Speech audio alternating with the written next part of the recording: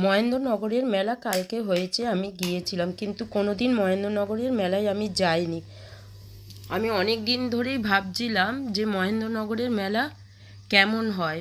প্রতি বছরেই আমার মেয়েদের কোচিংয়ে যায়, ওইখানে গিয়ে শুনি মহেন্দ্রনগরের মেলা হয়, কিন্তু মহেন্দ্রনগরের মেলাটা কোথায় সেটা আমার খুব ইন্টারেস্ট। তাই আমার হাজব্যান্ডকে খুব রিকোয়েস্ট করি, আমাদের পাড়া থেকে সবাই যাচ্ছিল, কিন্তু আমার খুব ইচ্ছা করছে, আমি সকাল থেকে ভাবছিলাম যাব। তাই আমার হাজব্যান্ড যখন আমাদের বাড়িতে আসে, আমি জোর জবরদস্তি করে বলি চলো না, আমাকে মহেন্দ্রনগরের মেলাতে নিয়ে চলো। তাই আমি আমার হাজব্যান্ডকে বলি, আমার হাজব্যান্ড তখন আমাকে বলে চলো নিয়ে যাব, কিন্তু নিয়ে আসতে পারবো না, কেননা আমরা ওইখানে ভান্ডারা দিচ্ছি, আমি ওইখানে থাকবো। তাই আমার হাজব্যান্ড আমাকে নামিয়ে দিয়ে যেখানে ভান্ডারা দিচ্ছিল সেখানে, এর আগেই আমি তোমাদেরকে পাঠিয়েছি দেখবে, আমার হাজব্যান্ডরা ভান্ডারা দিয়েছে, সেখানে আমার হাজব্যান্ড ছিল আর তার সাথে সবাই ছিল। তারপরে আমি দেখলাম কোথায় এই কী পুজো উপলক্ষে হয়, সেটা তো আমার জানা ছিল না। খুব ইন্টারেস্ট, আমি যাচ্ছি কোথায় মন্দিরটা আছে, সবাইকে জিজ্ঞাসা করতে করতেই যাচ্ছি, দিদিভাই এখানে মন্দিরটা কোথায়? ওনারা বলছে যে আরেকটু যান। আমি এই দিকে তাকাই ওই দিকে তাকাই, যদিও রাস্তাটা আমি চিনি না, কোনো দিন যাইনি। তার আগে ওইখানে শীতল ডাক্তারের বলে একজন ডাক্তার আছে হোমিওপ্যাথি, সেখানেই যাই। সেখান থেকেই দেখলাম সোজাভাবে গেলেই হচ্ছে মহেন্দ্রনগর পড়ে। যাক গে, কোনো রকমভাবে মহেন্দ্রনগরে গিয়ে পৌঁছায়। এবার মহেন্দ্রনগরে মেলা দেখছি, মেলা দেখতে খুবই ভালো লাগছে। আমাদের এখানে হয়, কিন্তু একটা বিরাট বড় মাঠে হয়, সেখানে হচ্ছে শিব ঠাকুর উপলক্ষে মেলাটা হয়।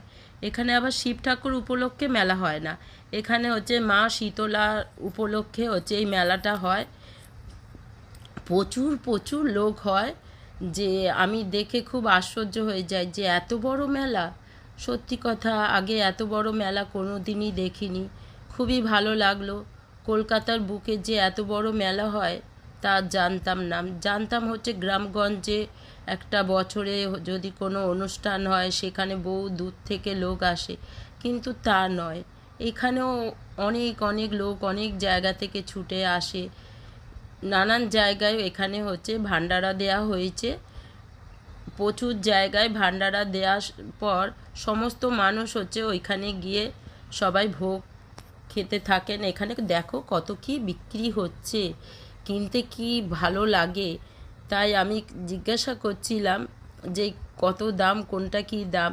সেই দাম দেখে ভালোই লেগেছে। আমি কিছু জিনিস কিনি, ঠাকুরের জিনিসটা, একটা কৃষ্ণ হচ্ছে বসার জন্য আসন কিনি, মা তারার বসার জন্য আসন কিনি। কিনে নেওয়ার পর দুটো ক্লিপও কিনে নিয়ে এসি। তার আগে তো আমাদের এখানে মেলা হয়েছিল, সেখানেও প্রচুর জিনিস 700-800 টাকার কিনেছিলাম, কিন্তু আমার হাজব্যান্ড বলছে যেখানেই হবে সেখানেই এক গাদা করে জিনিস কিনবে না। যাকে টাকা দিয়েছে কিনলাম, কিনে নিয়ে যাচ্ছি। তাও দেখছি যে কোথায় মন্দিরটা খুঁজে এখনও পেলাম না। মেলা দেখতেই থাকি, দেখি কোথায় মা শীতলা মায়ের মন্দিরটা খুঁজেই আর পেলাম না। যাকে আবার আমি তাকে জিজ্ঞাসা করছি যে দাদাভাই এখানে শীতলা মন্দিরটা কোথায়? দেখাই যাক কোথায় মন্দিরটা। মেলা শেষ হচ্ছে না, কত কি মেলা, কি যে ভালো লাগছে। টাকা থাকলে কি না হয়, কত কি কেনা যায়। মানুষের কাছে পয়সা যে কত মূল্যবান সেটা এই মেলাতে এসে বুঝলাম, যে পয়সা থাকলে কত কি কেনা যায়। আর দেখুন এনারাও দুটো বিক্রির জন্যে কত দূর থেকে ছুটে এসেছে বিক্রি করার জন্যে। যদি কেউ না কেনে তাহলে এরাই বা এত দূর থেকে এসে বিক্রি করে। আমরা যদি না কিনি, শুধু মেলা দেখে চলে যাই, তাহলে ওনাদের কি বিক্রি হবে? সবাইকে হচ্ছে ওনাদের জিনিসও কিনতে হবে, তাহলে তো ওনারা আসবেন বিক্রি করতে, বলুন। একজন আমি এমনি দেখতে দেখতে একটা দাদা ভাইয়ের ফটো তুলে বলেছি, দাদা ভাই আপনাদের একটা ফটো তুলবো? বলেছে হ্যাঁ তোলো, কিন্তু এটা কি ফেসবুকে ছাড়বে? আমি বললাম হ্যাঁ। তখন বলছে ভালো করে তোলো, এইভাবে তুললে হবে? আমি দেখো ওনাদের ফটো তুলে ফেসবুকে ছেড়েছি, ওনাদের খুব ভালো লেগেছে। আবার জিজ্ঞাসা করলেন যে তোমরা ফেসবুকের কোন চ্যানেলের নামটা বলো। তখন আমি আমার চ্যানেলের নামটা বললাম। ওনারা খুব খুশি হয়েছে, তাহলে আমাদেরকে দেখাবে তো ফেসবুকে। আমি বললাম হ্যাঁ দেখাবে, দেখবেন। দেখো কত কি ঘর সাজানো জিনিস। আমি তো তোমাদের বলেছি যে এর আগে আমি কত কি কিনেছি, আজকেও এত কিছু জিনিস বিক্রি হচ্ছে, কি বলবো তোমাদের। তোমরা না গেলে বুঝতে পারবে না, শুধু এই ক্যামেরার বন্দি জিনিসগুলো দেখলে মন ভরবে না। যদি মন ভরতেই হয় পরের বছরে ঠিক এই সময়ে চলে এসো।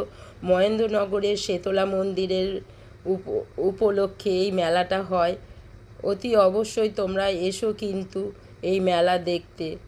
আমিও আসবো পরের বছরে যদি ঠিক থাকি মেলা দেখতে। দেখেছো ঘর সাজানোর কি না আছে বলো, এত সুন্দর সুন্দর জিনিস। বাহ, আমার তো খুবই ভালো লেগেছে। তোমাদের কি ভালো লেগেছে? তোমাদের যদি ভালো লাগে অতি অবশ্য কমেন্ট করে জানিও, তাহলে তোমাদেরকে আরও সুন্দর সুন্দর মেলা বলো বা কোনো জায়গার জিনিস তোমাদের কাছে তুলে ধরবো। তোমরা যদি আমাকে সাপোর্ট করো, এর চেয়ে আরও অনেক জিনিস